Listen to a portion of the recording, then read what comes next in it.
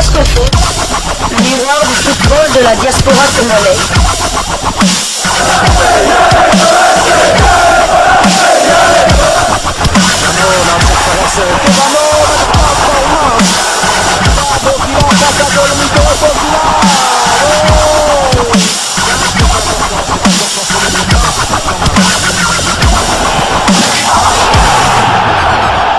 Diascofoot, le miroir du football de la diaspora congolaise.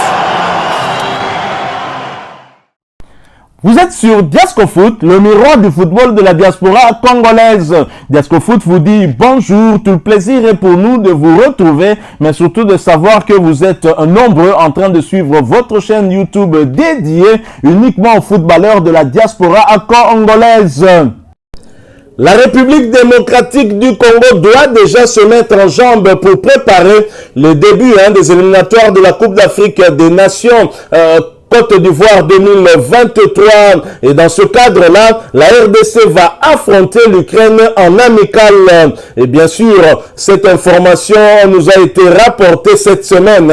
La sélection de Léopard A de la RDC livrera un match amical international à la fin de ce mois contre l'Ukraine à Bruxelles. Grâce à l'agent FIFA José Ntumba, la FECOFA a réussi à arracher cette rencontre amicale qui sera la première pour les fauves congolais après leur élimination d'une qualification mondiale Qatar 2022.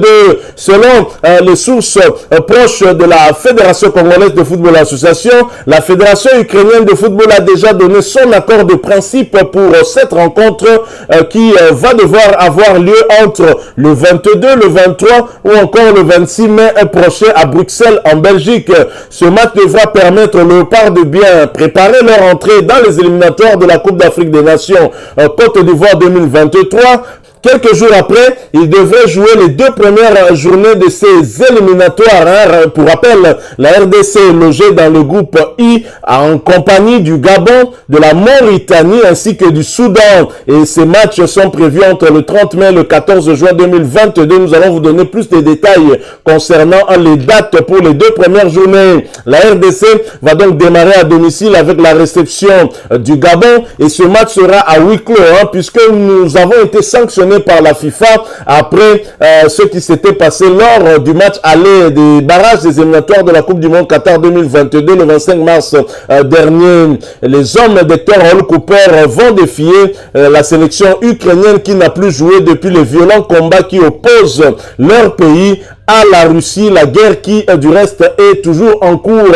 Et justement, puisque nous parlons de Léopard, nous parlons donc d'Hector Cooper, le technicien argentin très expérimenté, qui n'a pas réussi à nous qualifier pour la Coupe du Monde et qui a été maintenu à la tête de Léopard par la Fédération congolaise de football association, qui n'a pas voulu tout changer, ne pas jeter l'eau du bain avec le bébé. Tel était le principe de la Fédération congolaise de football association pour justifier le maintien d'Hector Cooper. Ce dernier qui est arrivé ici à Kinshasa le mardi dernier pour une réunion d'évaluation avec la Fédération congolaise de football association s'est exprimé à l'issue de cette réunion. Nous n'allons pas tout changer au regard de notre élimination lors des matchs de barrage du mondial. Sinon, il faut changer même le coach, a dit notamment Hector Cooper.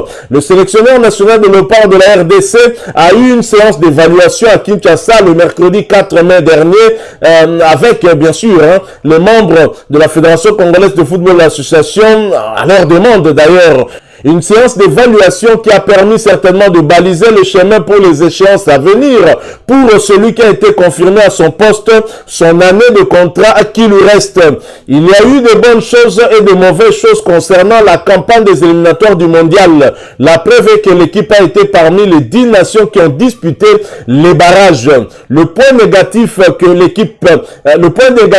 l'équipe est éliminée et que j'assume en tant que responsable technique. Nous n'allons pas tout changer au regard de notre élimination lors des matchs des barrages du mondial. Sinon, il faut changer même le coach. Surtout que tout ce que nous avons fait n'était pas mauvais. Mais du moins, il y aura des modifications dans l'équipe. Nous devons avoir des meilleurs joueurs à la sélection pour mieux aborder les éliminatoires de la CAN Côte d'Ivoire 2023 qui vont débuter au mois de juin prochain. Nous devons donc rester optimistes, a-t-il confié qualifiés à l'issue de cette séance.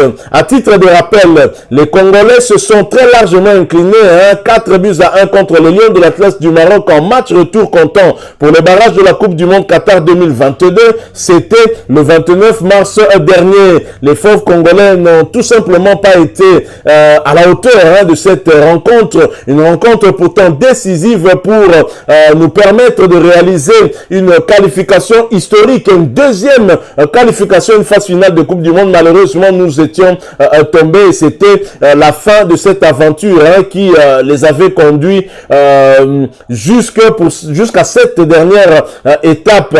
Voilà donc les léopards qui étaient éliminés, mais on doit très rapidement bien sûr oublier cet épisode-là et nous concentrer sur ce qui reste à faire, bien évidemment, pour redorer cette image des léopards. Déjà, on n'a pas réussi à nous qualifier pour la dernière CAN. Je pense que l'objectif qui est fixé maintenant pour le staff technique, c'est bien celui-là, nous qualifier pour la prochaine CAN qui va avoir lieu en Côte d'Ivoire. Et justement, pour les éliminatoires de cette CAN Côte d'Ivoire 2023, la CAF a dévoilé le calendrier des 2 premières journées. Le samedi 4 juin, les léopards recevront le Gabon à Kinshasa sur le coup de 17h heure de Kinshasa. 4 jours plus tard, nos fauves seront reçus par le Soudan à Khartoum.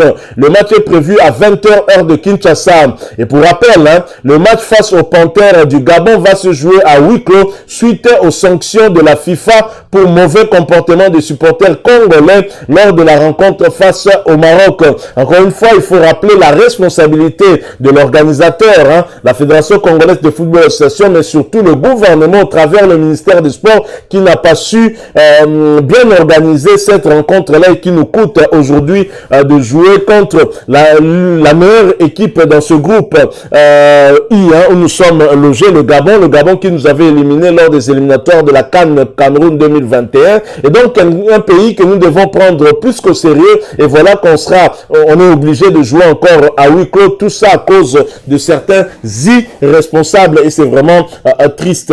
Alors bien sûr, toujours dans le cadre de l'équipe nationale, Hector Raoul Cooper a été confirmé à son poste, mais en même temps, il y a eu quand même quelques modifications apportées par la Fédération congolaise de football association dans le staff technique, notamment avec Zaïra Mouni qui fait son retour dans le staff technique des Léopards. On n'a pas mis Daoud Alou Pembe de côté, contrairement aux rumeurs qui avaient circulé avant. Finalement, l'information est confirmée. L'information selon laquelle Zaïra Mouni intègre le staff technique, je ne sais pas, c'est peut-être pour apporter, pour renforcer en tout cas la contribution des entraîneurs locaux qui connaissent mieux le football du pays et surtout les joueurs évoluant ici au pays. Bon, j'imagine que c'était cela la logique, mais en tous les cas, sur un plan de compétences, moi je doute sur la compétence de Zaïra Mouni.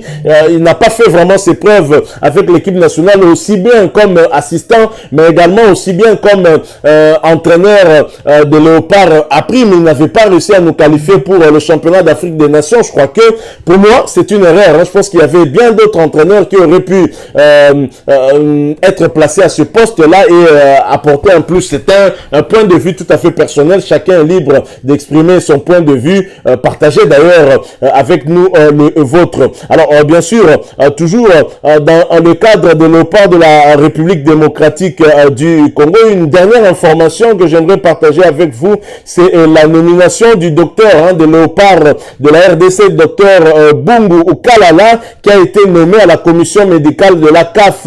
Une bonne nouvelle pour le sport congolais, bien évidemment. La nomination de Jean-Pierre Bungu Kalala à la commission médicale de la Confédération africaine de football. Cette nomination méritée du docteur Jean-Pierre Bungu Kalala intervient après celle de Madame Olive Kikoa dans la commission d'organisation du football féminin du président ad intérim de la FECOFA Donatien Tshimanga Mwamba, dans la commission d'organisation l'organisation du championnat d'Afrique des Nations et de Jean-Didier Massamba dans la commission financière. Une preuve de la prise en compte de l'expertise congolaise dans l'organisation du football. Jusqu'à sa nomination, le docteur Jean-Pierre Bungu Kalala était le président de la commission médicale de la FECOFA, médecin Covid de Léopard Senior et membre de plusieurs sociétés savantes en matière de la médecine des sports, dont l'expertise et l'expérience doivent être à la disposition des jeunes médecins de la République démocratique du Congo. C'est toujours intéressant lorsque des Congolais sont considérés ainsi et occupent des postes de responsabilité à la CAF. Nous ne pouvons qu'être fiers. Félicitations donc